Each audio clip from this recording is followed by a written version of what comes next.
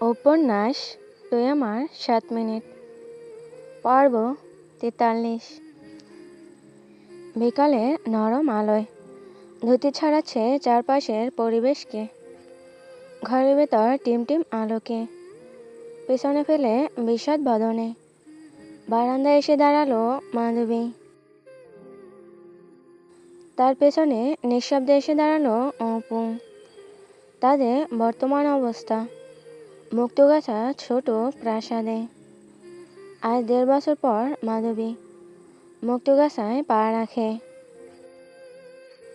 সে মোটেও ফিরে আসতে চায়নি, আসতে বাধ্য হয়েছে।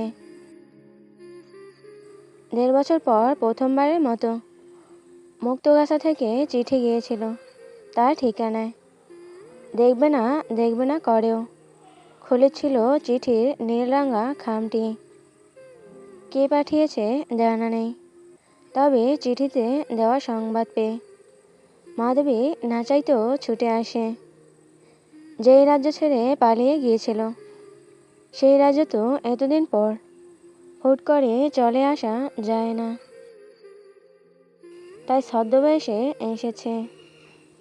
তবে প্রাসাদে এসে আরিয়ানকে পায়নি। অপুকে বাড়ি থেকে নিয়ে এসে প্রাসাদে ঢুকেছে। যেই প্রাসাদে এতকাল তার রাজত্ব কায়েম ছিল, এখন সেই প্রাসাদেই অন্য কারো সাহায্যে ঢুকতে হয় তাকে। অপু ভেবেছিল মাধবী এমনিতেই ফিরে এসেছে, তাই আরিয়ানের দ্বিতীয় বিয়ের সংবাদটা কিভাবে দেবে বুঝতে পারছে না সে। মাধবী কেমন প্রতিক্রিয়া দেখাবে, ভেঙে পড়বে নিশ্চয়ই। এই ভয়ে সে সাহস পাচ্ছে না। কিন্তু মাধবী স্বাভাবিকভাবেই পুরো প্রাসাদ ঘুরে বারান্দায় এসে দাঁড়িয়েছে। আজ হোক কাল হোক সত্য তো মাধবী জানবি, এই ভেবে সে দীর্ঘশ্বাস ফেলে আমতা আমতা করে বলল, মাধবী, আসলে তোকে একটা কথা বলার ছিল। তার আগে বল, তুই ভেঙে পড়তে পারবি না। আমরা সবাই আছি তোর পাশে। অপুর আমতা আমতা কথায় মাধবী হেসে ফেলে। আরিয়ান ভাই দ্বিতীয় বিয়ে করেছে, এই নিয়ে আমার ভেঙে পড়ার কিছু নেই। কোনো নারী যদি তার স্বামীকে অগাধ ভালোবাসে, তাহলে স্বামীর দ্বিতীয় বিয়েতে সে ভেঙে গুড়িয়ে যাবে। আর যদি ভালো না বাসে, তবে 10টা বিয়ে করলেও কোনো যায় আসে না। আর আমি তো ওনাকে কখনো ভালোবাসিনি। অবি কিংকর্তব্য বেমোর। এইসব কি বলছে এই মেয়ে? কিভাবে জানলো যে আরিয়ান ভাই আবার বিয়ে করেছে? আর এই সংবাদ শুনে এত শান্ত আছে কিভাবে? সে জানতো মাধবী আরিয়ান ভাইকে নিজের চেয়েও বেশি ভালোবাসে। বাকি সবাই তো এটাই জানে, কিন্তু এখন এই মেয়ে এইসব কি বলছে? অতিরিক্ত অভিমানে এসব বলছে কি, নাকি সত্যি? হ্যাঁ, এই মেয়ের দ্বারা কিছুই অসম্ভব নয়। তবে আরিয়ান ভাই তো কম ভালোবাসেনি মাধবীকে। তার তো কেবল সমাজের চাপে পড়ে মেয়েটা করতে হয়েছিল কিছুদিন আগে। তবে বউয়ের চেহারা তারা কেউই দেখেনি, কিন্তু আরিয়ান ভাইয়ের ভালোবাসা আজও মাধবীর জন্য অটল। দিনের পর দিন অপেক্ষা করে গেছে, এখন যদি শুনতে পারে মাধবী এতদিন তাকে ভালোই বাসেনি।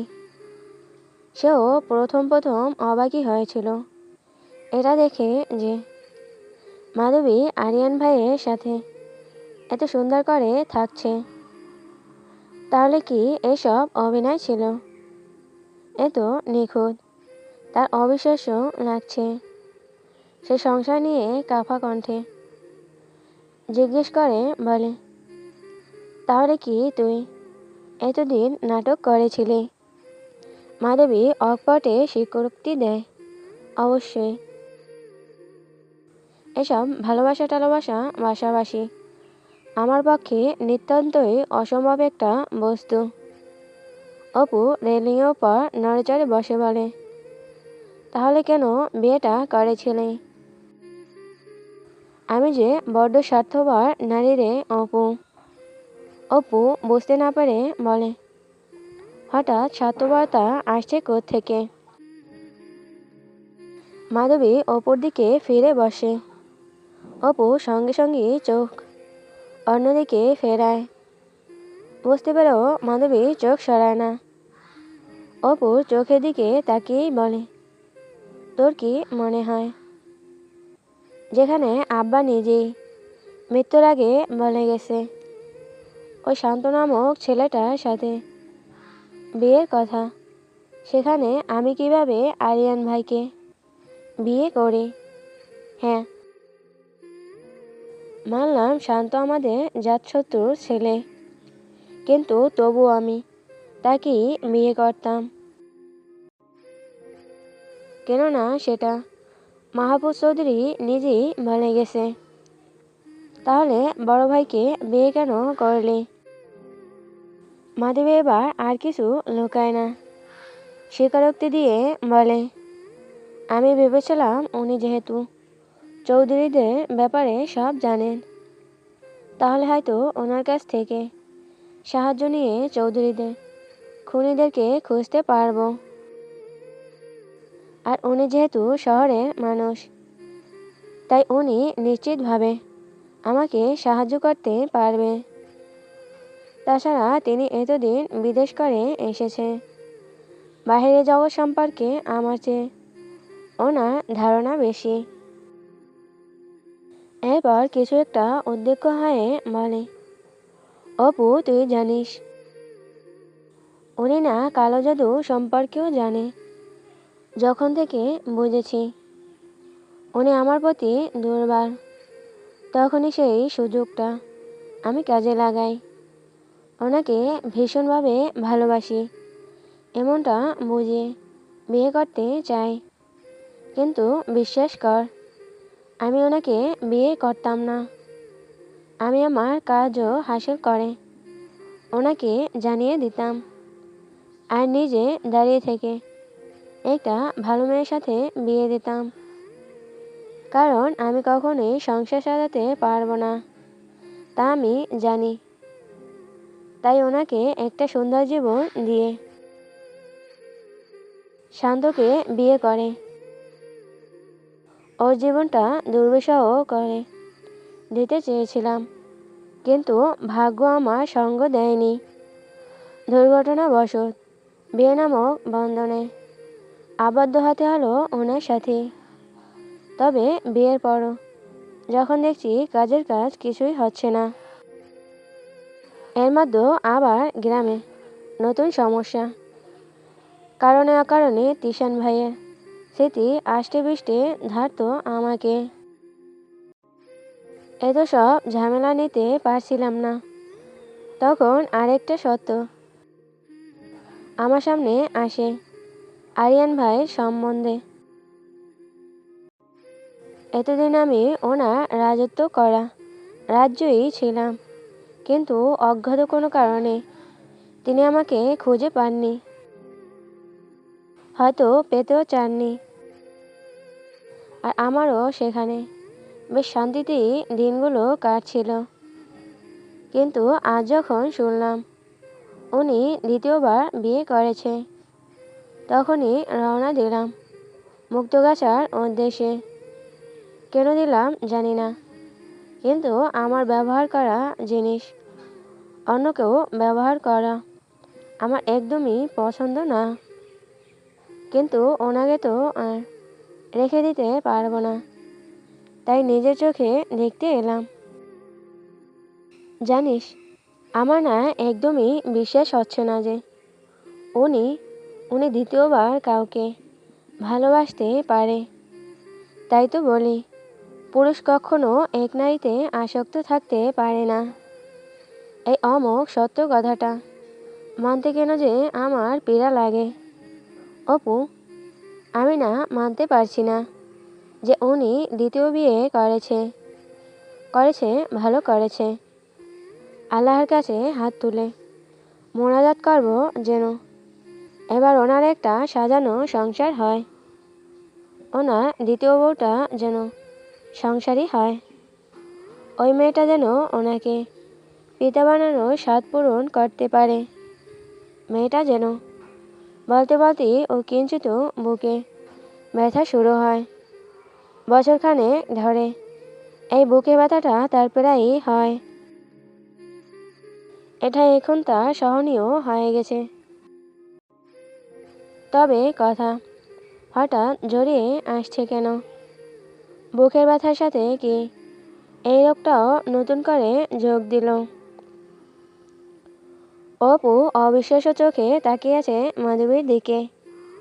তেমনি অবিশ্বাস্য কণ্ঠে জড়িয়ে আসা জিহ্বা নাড়িয়ে বলে, তাই বলে এতদিন একসাথে থাকার পরেও তোর ভাইয়ের প্রতি একটুও ভালোবাসা জন্ম হয়নি? মাধবী আনমনা হয়ে বলল, ভালোবাসা? পরক্ষণেই হেসে ফেলল। আমি এবং ভালোবাসা এই দুটো শব্দ একসাথে বড্ড বেমানান লাগে। একটা কথা মগজে ঢুকিয়ে নে। যেদিন থেকে বুঝেছি অবলাদের এই দুনিয়াতে কোনো ঠাঁই নেই, নারী হয়ে জন্মানো মানে সমাজের কথায় তোমাকে উঠতে বসতে হবে, দুর্বল নারীদের শিকার হতে হয় হিংস্র জানোয়ারদের থাবায়। মেয়েদের জন্য তার বাপ ছাড়া আর কোনো পুরুষ নিরাপদ নয়। আশেপাশে নিকটতম আত্মীয় স্বজনেরাই হয় প্রকৃত শত্রু। বাঁচতে হলে লড়তে হবে। সেদিন থেকেই জীবনের সমস্ত শখ আহ্লাদ, সমস্ত স্বপ্ন, আশা, ইচ্ছা, মায়া, ভালোবাসা, মোহ সব কিছুই বিসর্জন দিয়েছি। সব কথার এক কথা, জীবনে যত পিছুটান থাকে মানুষের, সেই সমস্ত পিছুটানেরই সমাপ্তি ঘটিয়েছি। আর একবার যেহেতু সমাপ্তি ঘটিয়েছি, আর কখনো সেই সমাপ্তি পুনরাবৃত্তি করব না। কথাগুলো বলে একটা দীর্ঘশ্বাস সারে সে। বুকের ব্যথাটা কিছুটা বাড়ছে। অপু খুব মনোযোগে সহিত কথাগুলো শোনে। একটা কথা তো মাধবী ভুল বলেনি। সত্যি তো সবগুলো কথা সত্য। সে কিছু বলার মতো পেল না। কি বা বলবে? সত্য যুক্তি সামনে কি কোনো কথা চলে? তবে সে শুধু এতটুকুই বলল, তুই এমন না হলেও পারতি মাধবী। মাধবী হেসে দেয়, কেমন অদ্ভুত ঘোর লাগানো সেই হাসি। হাসতে হাসতে বলে, ধর, তোর কাছে একজনকে মারতে যত অস্ত্র লাগে সব আছে। এখন যদি অস্ত্র থাকা সত্ত্বেও নির্জন রাস্তায় তোকে কোনো ছেলে মেরে পুঁতে ফেলে, তুই কিছু করতে পারবি? অপু দুপাশে মাথা নাড়ালো। সে আসলেই পারবে না। সেখানে নিজের জীবন দিয়ে ফেলবে, তবুও কাপা হাতে তলোয়ারটা চালাতে পারবে না। অপুর উত্তরে সে আবারও বলল, যদি একই ঘটনা আমার সাথে হয়? অপু ভাবল, জীবনে তো কোনো ছেলে সাহস হবে না মাধবীকে মারতে একা আসার। যদি কেউ মাধবীকে না চিনেও ভুল করে থাকে, তবে সেদিন হবে তার জীবনের শেষ দিন। মাধবী যদি নিরস্ত্রও থাকে, তবে আশেপাশে কোনো ছোট বস্তুর সাহায্যে হলেও প্রথমে কুপকাত করে নিয়ে শেষে জানে মেরে ফেলবে। মারামারি, খুন খারাপি, গুন্ডা মাস্তানিদের থেকেও 20 ধাপ এগিয়েই মেয়ে। আচ্ছা, এত সুন্দর মেয়েটা কি তার নিষ্পাপ চেহারার মতোই নিষ্পাপ হতে পারত না? পারত নাকি তার সৌন্দর্যের মতোই পবিত্র হতে? অপর ভাবনার মাঝে মাধবী কণ্ঠ কানে আসে। সব মেয়েদের নিরাপত্তা দিয়ে একটা সুন্দর জীবন উপহার দেওয়ার জন্য আমার মতো কিছু মাধবীলতাদের এক জীবন উৎসর্গ করতে হয় অপু। কেননা প্রতিটা মেয়ে যদি সমান হয়, পুরুষদের সামনে ভয়ে কুঁকড়ে যায়, তাহলে বাঁচাবে কে তাদের? পাশে গ্রামই দেখ, সাধারণ জনগণ না জানলেও যারা ক্ষমতায় আছে তারা তো জানে যে দিনে ঠিকই কতগুলো মেয়ে ধর্ষণের শিকার হয়। অথচ এই গ্রামে দেখ, রাস্তার একটা মেয়েকে আসতে দেখলে একটা ছেলের 10 হাত দূরে গিয়ে দাঁড়ায়, কারণ তাদের ভয় থাকে কখন না জানি রানীর লোকেরা দেখে উল্টোপাল্টো ভেবে রানীর কাছে বিচার নিয়ে আসে। আজ যদি আমিও সাধারণ মেয়েদের মতো হতাম, হয়তো তুই আমি দুজনেই আর ধর্ষিতা উপাধি নিয়ে মরতে চাইতাম। আসলে নারীদের জন্য সমাজটাই এমন, হয় মরো না হয় নিজেকে বিলিয়ে দাও। এটাকে বদলে হয় মরো নয়তো শাস্তি দাও, এমন বানাতে হলে সমাজে দরকার আমার মতো কিছু মাধবীলতাদের, আর ধর্ষণকারীদের দৃষ্টান্তমূলক শাস্তির আওতাভুক্ত করেছি বলে সমাজে নারীরা টিকে আছে। আর ওদের টিকিয়ে রাখতে হলে মাধবীলতাদের যে পিছুটান রাখা যাবে না। রাখলেই তাদের মায়া ছেড়ে যখন তখন দুনিয়ার মায়া ছাড়তে পারবো না। তাই আমাকে যে এমন হতেই হবে এবং এভাবেই থাকতে হবে। অপু অনেকক্ষণ যাবৎ মাধবীর প্রতিটা কথা মগজে পুনরাবৃত্তি করে শুনল। সত্যি যদি এরকম কয়েকটা মাধবীলতা না থাকে, তাহলে সমাজের মেয়েদের বেঁচে থাকাই কষ্টসাধ্য হয়ে যাবে। কেউ প্রতিবাদ করে বলে, কেউ বিচার পায়, আর কেউ বেঁচে যায়। আর যদি কেউ প্রতিবাদ না করত, মাধবী যদি নিজের তেজ আর অপরূপা নিয়ে দুনিয়াতে না আসতো, সত্যি এই মেয়ে দুনিয়ায় আসতো না। হয়তো ভুল করে জান্নাতের হুরপরিদের মধ্য থেকে কেউ দুনিয়ায় পড়ে গেছে, যাকে আল্লাহ নিজের হাতে বানিয়ে পাঠিয়েছেন। আচ্ছা, মাধবী কেন এসবের প্রতিবাদ করে? সে জমিদার কন্যা, সে চাইলে আরামে ঘরে বসে বসে জীবন পার করতে পারত।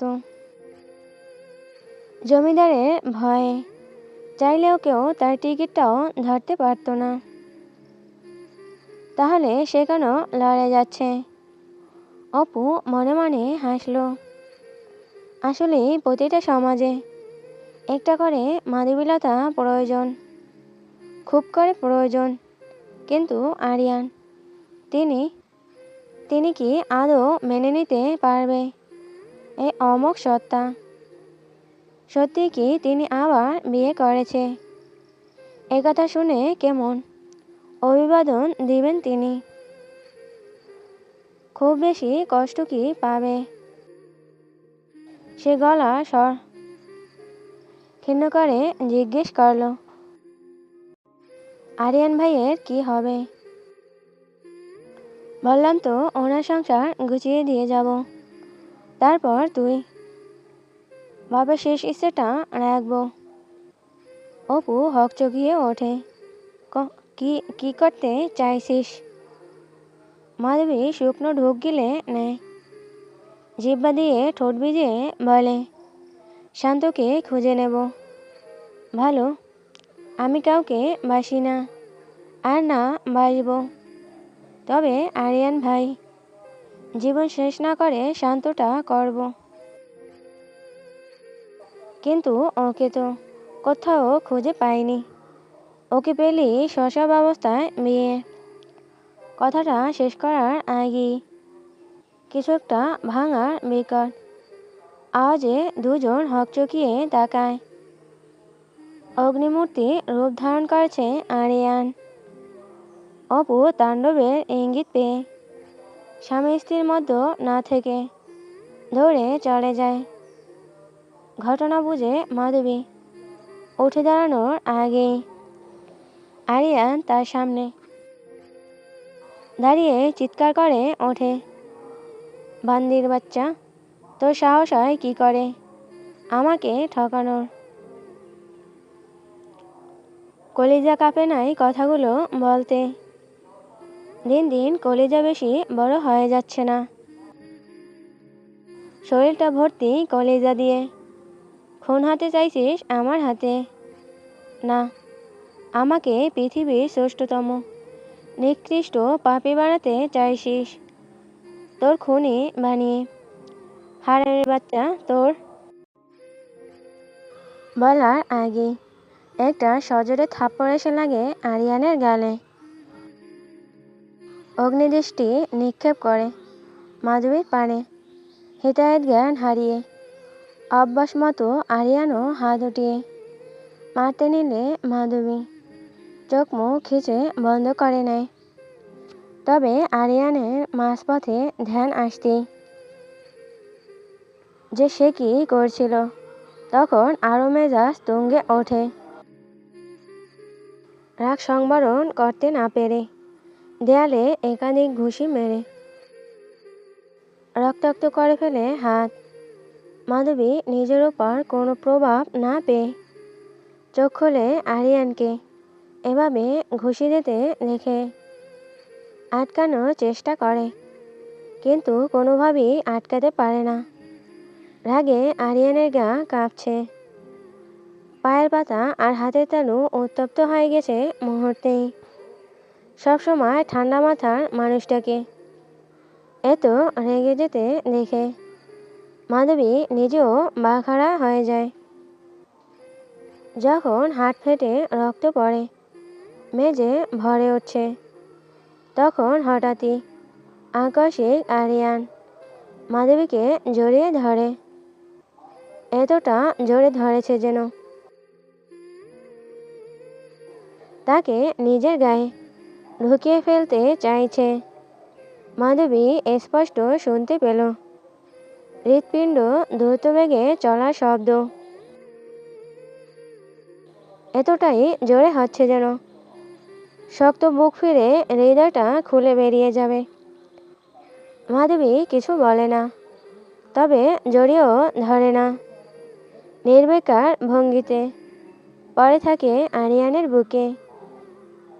প্রায় মিনিট 10 পর আরিয়ান ঘন ঘন নিঃশ্বাস ফেলে জড়িয়ে যাওয়া কণ্ঠে বলে, সরি মধু, আমি হাত তুলতে চাইনি, একদম চাইনি। তোকে কিভাবে ব্যথা দেব আমি? কেউ কি কখনো নিজের ব্যথার উপর ব্যথা দিতে পারে না তো?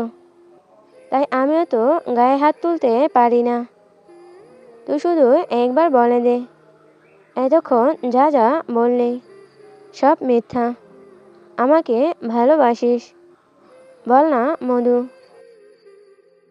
মাধবী নিষ্ঠুর মনে কাট কাট জবাব দেয়, আমি আপনাকে ভালোবাসি না। চুপ, একদম চুপ।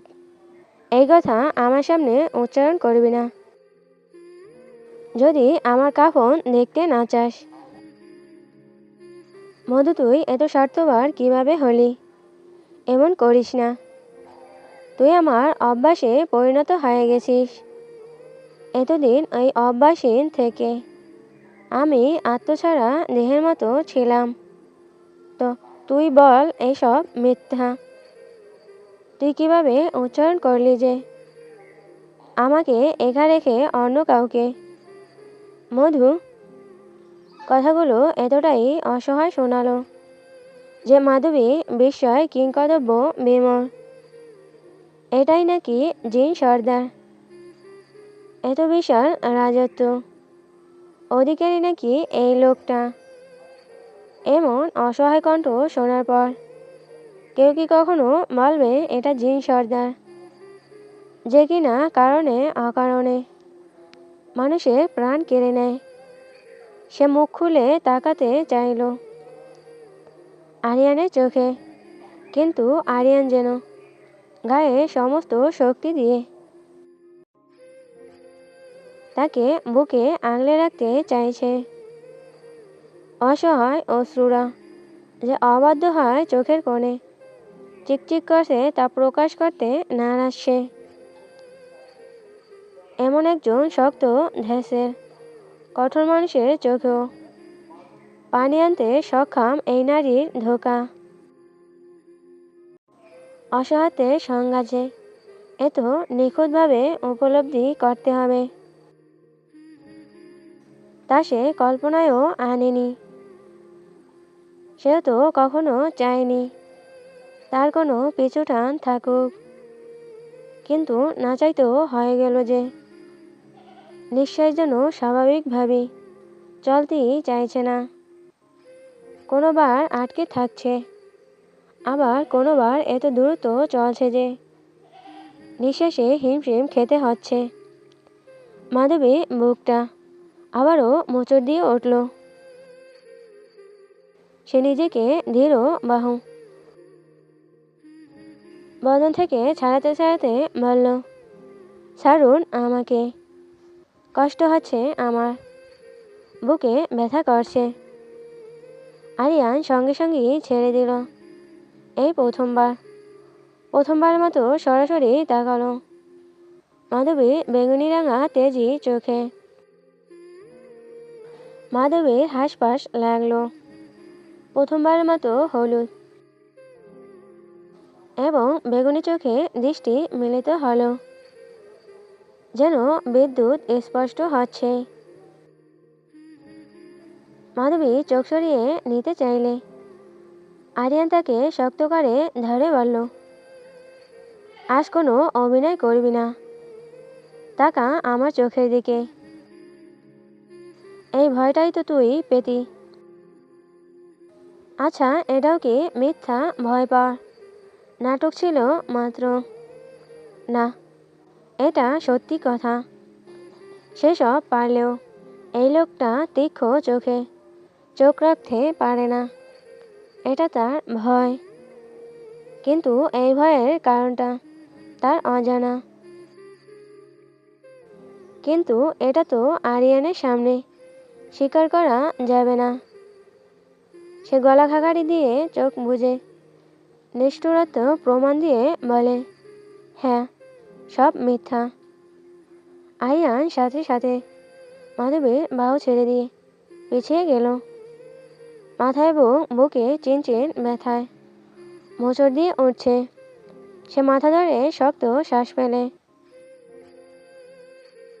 আচমকাই টেবিল উপর বিছানো মখমলে কাপড়টা টেনে ফেলে দিল।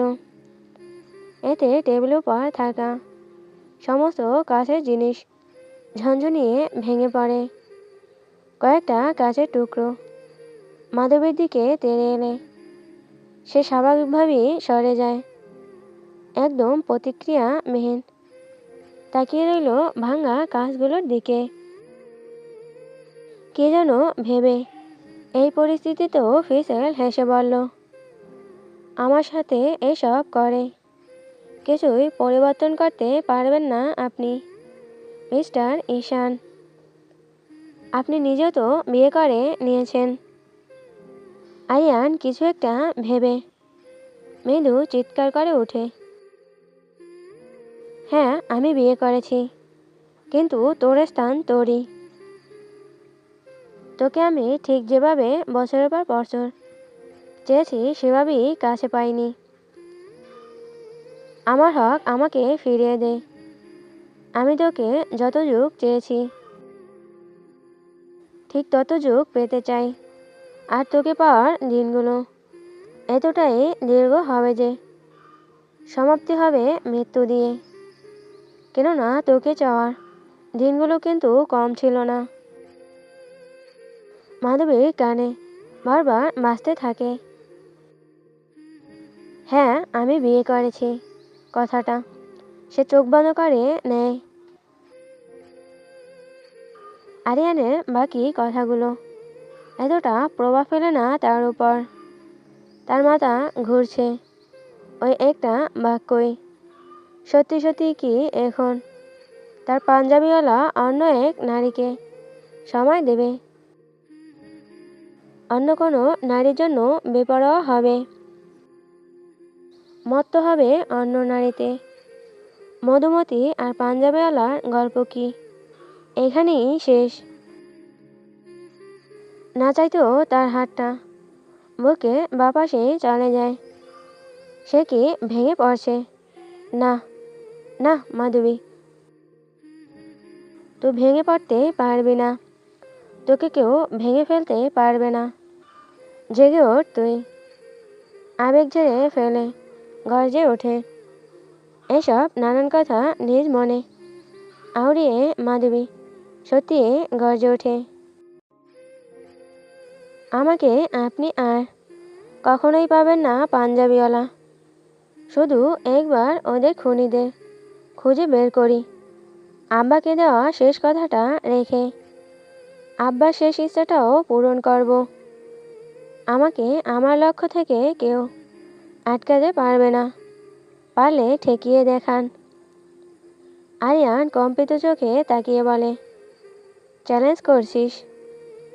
মাধবী আবারও গর্জে ওঠে, হ্যাঁ সেটাই। আরিয়ান আচমকা হেসে দেয়, তাহলে তুই ইতিমধ্যে হেরে গেছিস মধু। আমি চাইছি না তোকে এখন ভেঙে দিতে। তবে তোর যদি এতটাই ভেঙে যাওয়ার এবং হেরে গিয়ে জীবনের রেকর্ড ভাঙার ইচ্ছে থাকে তাহলে এখন সেটাই করব। প্রস্তুত হ মধু। আমি তোকে শক্ত থাকার কথা বলে মিথ্যা সান্ত্বনা দেব না মধু। তাই শক্ত থাকার প্রস্তুত না নিয়ে ভেঙে পড়ার প্রস্তুত নে। কেননা তোর ভাঙন এবার নিশ্চিত। ধ্বংস এবার অনির্বার্য হয়ে এসেছে প্রত্যেকের ওপর। মাধবী বুড়ো কুঞ্চিত করে তাকায়। অযাচিত কারণে বুকের বা পাশটা তীব্রভাবে স্পন্দিত হচ্ছে। সে ঠোঁট কামড়ে ফোঁস করে দীর্ঘশ্বাস ছেড়ে বলে, কি করতে চাইছেন আপনি? আরিয়ান ফিসিল হেসে বলে, করব না। করা তো অনেক আগেই শেষ। এবার শুধু তোকে দেখাবো।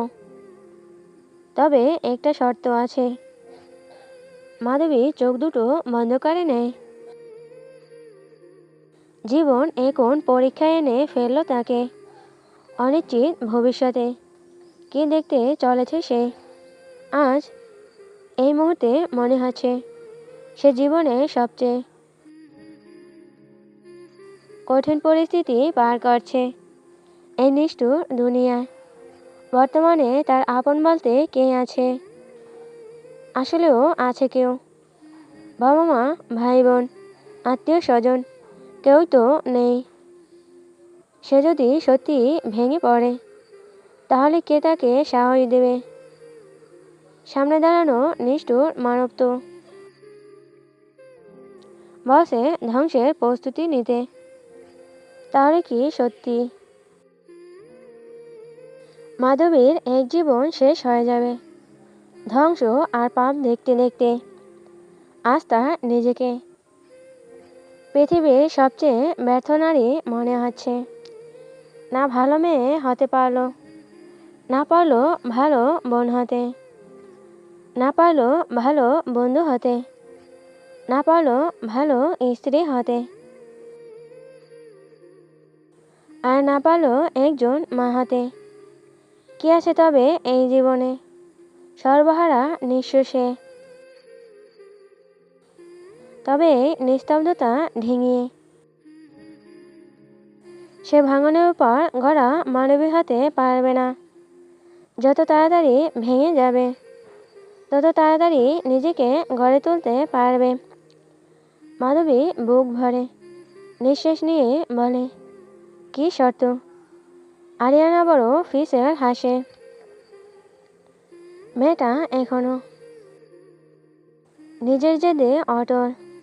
তার মতে জেদ আসলে মেয়েদেরকে মানায়, আর পুরুষদের মানায় রাগে। মেয়েটা আসলে যতটা সহজভাবে নিচ্ছে কথাটা, ততটা সহজভাবে সামাল দিতে পারবে না। এটা সে খুব ভালো করে জানে। সে মনে মনে আওড়ায়, বেঈমান নারী, তুই যেভাবে আমাকে ঠকিয়েছিস ঠিক সেভাবেই আমি তোকে জোর করে নিজের কাছে রেখে দেব। তোর অজান্তেই রয়ে গেল বেঈমান যে তুই অগোচরেই আজ আমাকে খুব নিষ্ঠুরভাবে ভেঙে দিয়েছিস। এবার তোকে কিভাবে স্বাভাবিকভাবে বাঁচতে দেই?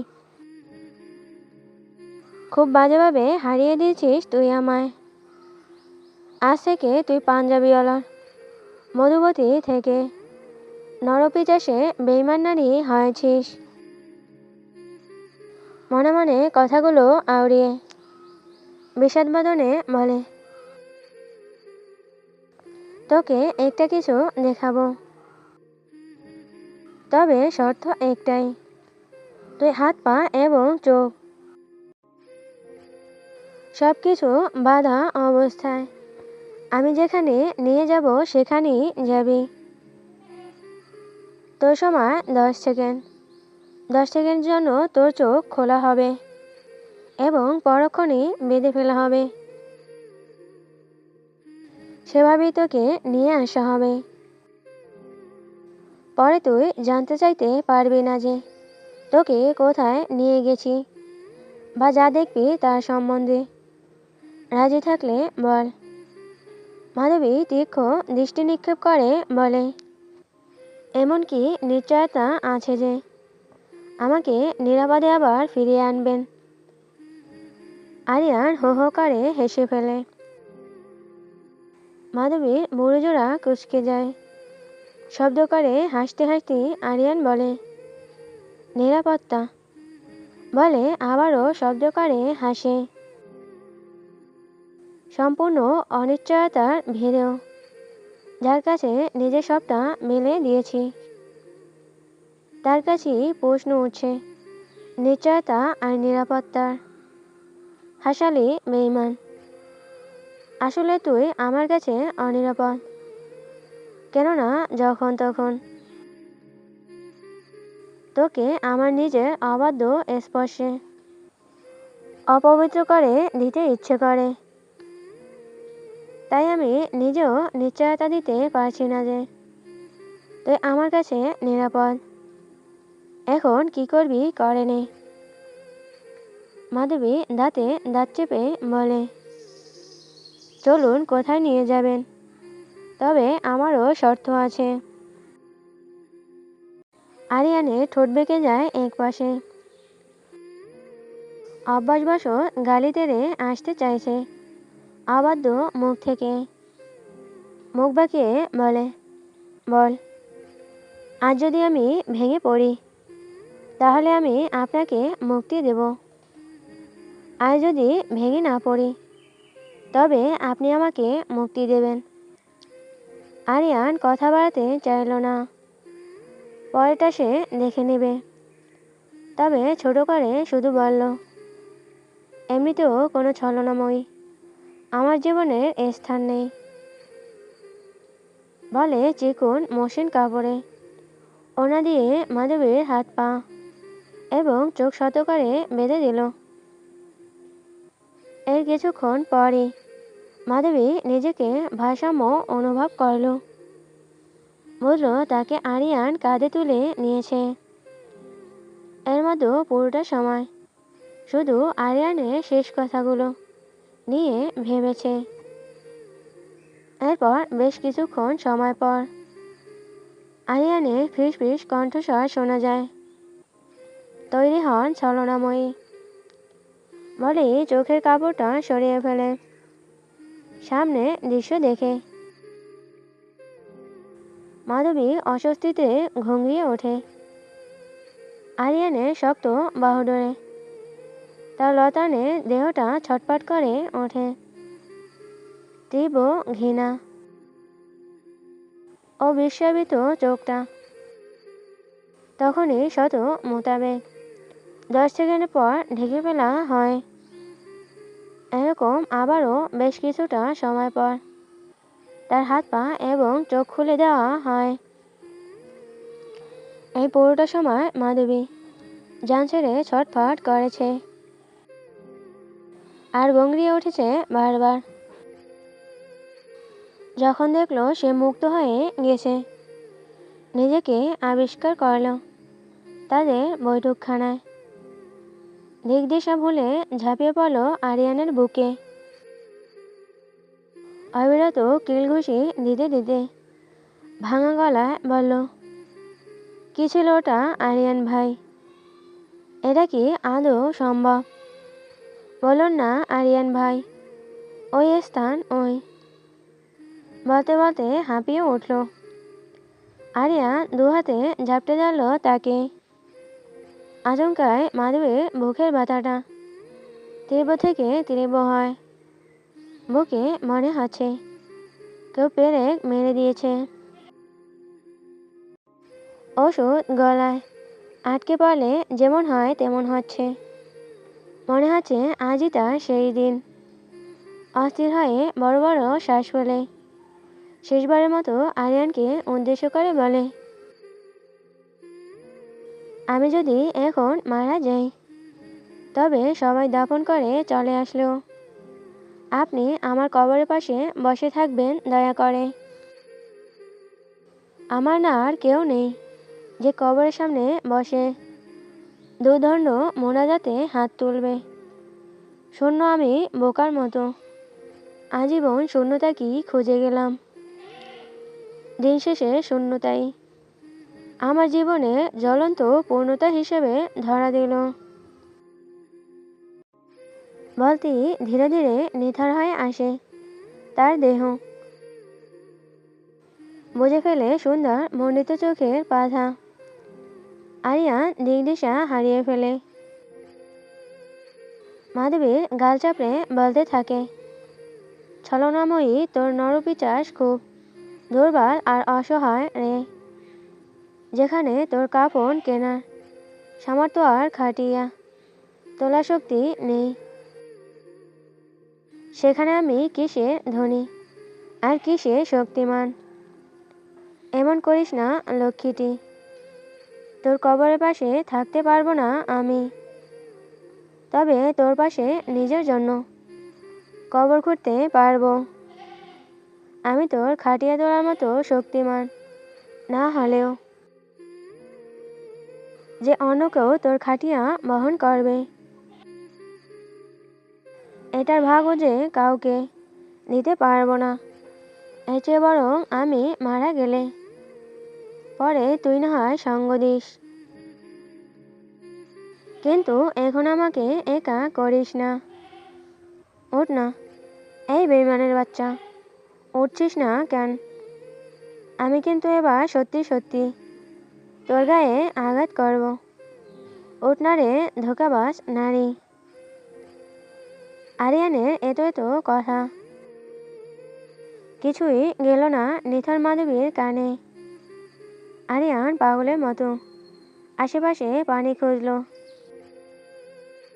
চোখে পানি ছেটাতে যাবে এমন সময় সদর দরজা থেকে ভেসে আসে কারো কণ্ঠ। মাধবীলতা চৌধুরী ইরাবতীকে তার অপরাধের জন্য গ্রেপ্তার করা হবে। ওনাকে আমাদের হাতে সারেন্ডার করুন। জ্ঞান ফেরানোর ব্যবস্থা থানায় হবে। আরিয়ান মাত্র খেয়াল করল ইতিমধ্যেই পুলিশের সম্পূর্ণ বাড়ি ঘেরাও করে দিয়ে ফেলেছে। তার বুক ভরে দানা বাঁধল। কোন অপরাধের কথা জেনেছে পুলিশ? বড় কোনো অপরাধ কি? না হলে বাড়ি বয়ে কখনো আসতো না পুলিশেরা। আরিয়ান জিজ্ঞেস করলো না মাধবীর অপরাধ, কেননা মেয়েটার অগণিত অপরাধের মধ্যে কোনটার কথা পুলিশ জেনেছে আল্লাহ মালুক। সামনের পরিস্থিতি আরও কতটা খারাপ হতে চলেছে তা বলার অপেক্ষা রাখে না। মাধবী নিথার দেহের দিকে তাকালে তার দৃষ্টি অসহায়ত্বে রূপ নিল। মেয়েটা যখন জ্ঞান ফিরবে, দেখবে তার পাশে কেউ নেই, তখন তো আরও নিজেকে একা মনে করবে। এই পরিস্থিতিতে তার বড্ড দরকার ছিল মাধবীকে সঙ্গ দেওয়া, কিন্তু বিধিমাম ইন্সপেক্টরের আদেশ। দুজন মহিলা কনস্টেবল এগিয়ে এলো। সন্ধ্যা স্নিগ্ধ হাত জোড়ায় স্বর্ণের চুড়িগুলোর সাথে পরিয়ে দিল লোহার হ্যান্ডকাফ। দুজনে এক কাপড়ে কোলে করে নিয়ে বেরিয়ে গেল ভগ্ন রানীকে। বাহিরে পুলিশের জিপ চলে যাওয়ার পর সাথে শোনা গেল গ্রামে লোকজনের নানা সমালোচনার ঝড়। গ্রামে লোকজন যে ইতিমধ্যে জড়ো হয়ে গেছে তার বুঝতে বাকি নেই আরিয়ানের। তবে এখন আর এসব সামলাতে ইচ্ছে করছে না। মাধবীর কাছে যেতেও মন নারাজ। আজ যে মেয়েটা কতগুলো কঠিন কথা বলে ফেলেছে, কথাগুলো মনে পড়তি সে ধপ করে মেঝেতে হাঁটু গেড়ে বসে পড়ে। শরীরের ভর ছেড়ে দেয়, বুকের ভেতর যন্ত্রণার এপর ওপর হয়ে যাচ্ছে। কোনোভাবেই মাধবীর এই ছলনা সে মানতে পারছে না। পুরুষ হয়েও বুক ভেঙে কান্না আসছে, হাত পা ছড়িয়ে চিৎকার করে কাঁদতে ইচ্ছে করছে। সে তো মাধবীর এত নিখুঁত অভিনয় ঘৃণাক্ষরেও টের পায়নি। ছলনার আভাস এখন আবার এক অমোঘ সত্তা জানিয়ে দিয়েছে মেয়েটাকে। এই পরিস্থিতিতে পুলিশ সে আশা করেনি খুনের আসামি হিসেবে গ্রেপ্তার হলে জামিন করাতে বহুত কাঠখোড়া পোহাতে হবে। কেননা মাধবী নিজেই খুনিদের শাস্তি বিধান শক্ত করেছে। এটাও বলেছে যে আইন সবার জন্য সমান। তাহলে এখন কিভাবে এই কঠোর আইন ভেঙে মুক্তি করবে মাধবীকে সে আর ভাবতে চাইল না। দুহাতে মুখ ঢেকে চিৎকার করে উঠল, হাত সরাতি ঝাপসা চোখে। মূল ফটকে কারো অবায়া দেখতে পেল। সে চোখ মুছে ভালো করে দেখার প্রয়াস চালালো। অভয়াটা ধীরে ধীরে সামনে এগিয়ে এসে বলল, মিসেস মাধবীলতা হায়দারের তো কাজ শেষ, এবার তৈরি হন আরিয়ান। ইতিহাসের পাতায় একমাত্র এবং প্রথমবারের মতো রক্তক্ষরে লিখিত থাকবে এক অকল্পনীয় সৌন্দর্য মনোনীত পাপিষ্ট রানীও তার পাপিষ্ট জিন সর্দারের ধ্বংসের কথা। আরিয়ান কথাগুলো শুনল এবং বেশ মনোযোগও নিল। হাসি ফুটল পুরো ঠোঁটে, চারদিকে ঘাড় বাঁকিয়ে তাকালো। এক পেশি হাসি ঠোঁটে বজায় রেখে কণ্ঠ খাদে নামিয়ে বলল, যে যুদ্ধ স্বয়ং মাধবীলতা রানী, সে যুদ্ধ পরাজয় আমার অসম্ভবই। আমাকে ধ্বংস করতে অস্ত্রের প্রয়োজন হবে না। ধ্বংসকারী দূরে থাকাই আমাকে ধ্বংস করার প্রধান অস্ত্র। আমার ভাই যে যারা যারা গল্প শোনেন অবশ্যই লাইক কমেন্ট করে পাশে থাকবেন। আপনারা সাপোর্ট না করলে গল্প দিতে ইচ্ছে করে না।